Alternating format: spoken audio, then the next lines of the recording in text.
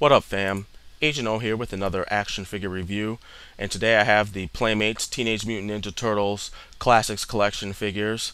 I'm only going to review one of the figures because just like the original Ninja Turtle figures, they all have the same body with a slightly different head, so if you review one figure, you've reviewed all four. I have Michelangelo on deck, and as you can see, he looks a little different from how he does when you buy him from the store, and that's only because I just did a little bit of paint customizing and I changed the bandana and the knee pads and elbow and wristbands to the original, brown and red that they are in the comics, because to me the comic book look is the classic look for me for the Ninja Turtles. I'm a fan of the cartoons, obviously, but the comics, I'm an even bigger fan of the comics. So I had no clue. I've never done customizing of any figures before, so I went online and I found a website that kind of is a how-to on how to customize figures, and I just followed, what they, the directions, because you can actually run the risk of ruining your figures if you customize them the wrong way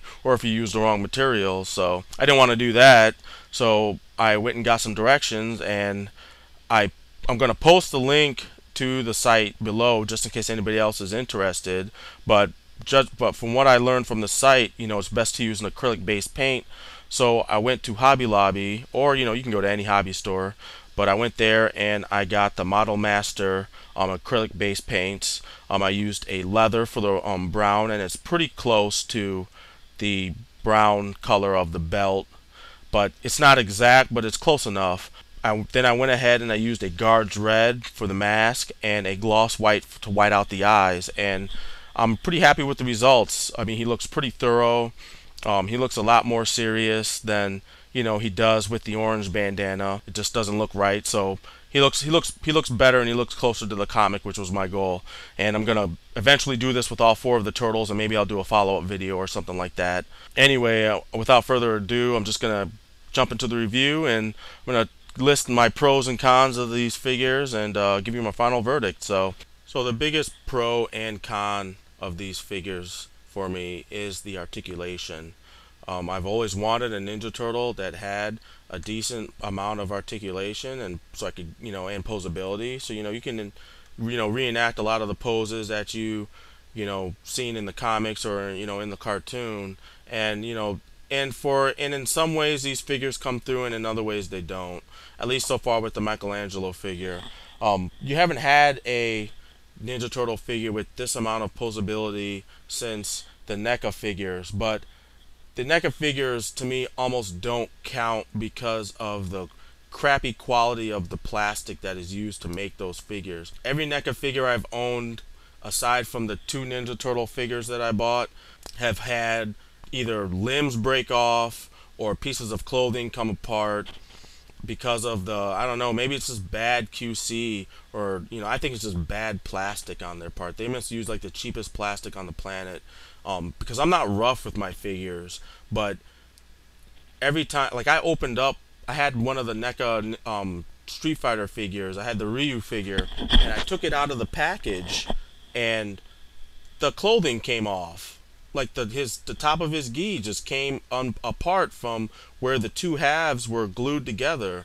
I had a God of War Kratos figure that it just accidentally fell off of a 4 foot shelf, and it fell on carpet, and the foot broke off at the ankle joint. I had a Ryu Hayabusa figure where the ankle broke off when I was just posing the figure. And like I said, I'm not rough with these figures, and just these little things would happen, and so I'm totally turned off from NECA toys. I'm never buying a NECA toy again. So even though those Ninja Turtles have the right amount of articulation on them, and they can do things like dual grip a sword or whatnot, the fact that the plastic is so crappy, I'm afraid to even mess with them because I don't want them to break. So that being said, I don't think you're going to have that issue of the Playmates figures breaking at the joints or anything, because the plastic it's a pretty good quality plastic, and I haven't had any mishaps or any issues with it since I was repainting it and posing it for these pictures and stuff. But there's almost too much articulation on these figures, the thigh swivel joint is practically unnecessary, and they should have never put it on the figure because the hip socket gives you enough range of motion to where, if you needed to point the turtle's figure's toes inward or outward, or angle it just right to get just the right look for a kick, it comes through. So the swivel is just, it's there basically for them to say they have another point of articulation, but it doesn't really serve any purpose as far as posability is concerned. The fingers, I kind of wish they weren't individually articulated. They do hold the weapons pretty well once you get them in there, but the individual finger articulation can be a little bit annoying when trying to do when trying to pose figures. Same thing with the toe articulation.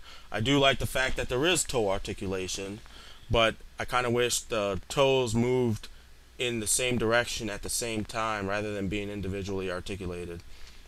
That's a bit of a drawback for me, as far as me, fully enjoying these figures. One issue that I did get with the Michelangelo figure is it was hard for me to get a under the arm, holding his nunchucks under his arms, trying to get those poses, because the way the figures are molded, it doesn't really allow for that. And you can do that easily, surprisingly easily, with the NECA figures, but you can't do that with these Playmates figures, and that's unfortunate because that's a classic pose, and who doesn't want to do that pose with their Ninja Turtle figures. It took a lot of finagling and messing around, but I did finally get the pose.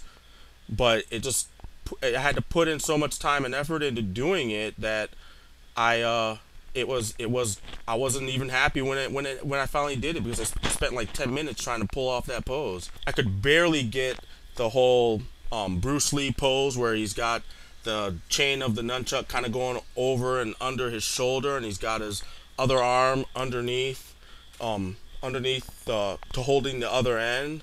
You can see from the picture what I'm talking about, but you can't really get that pose because his chest is a little too wide. The turtles' chests are too wide, so they don't have enough, they can't reach far enough to hold poses like that.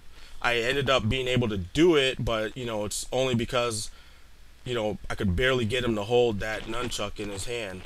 So after messing with this figure, I already know once I take Leonardo out of the package, he's not going to be able to dual grip one of his ninja toes because of the way the sculpt is. And and that's kind of a downside, because you can easily do that with the NECA figures, but you can't do that with this. But like I said, I'm not messing with NECA anymore, so whatever. That's like my biggest gripe with this figure is the articulation, and that's too bad because these are really nice figures. I have to say. But aside from that, I really don't have anything else to add to this review. I'm just gonna keep it real short. Gonna be back again with another review pretty soon, and this is Agent O, and I'm out of here. Peace.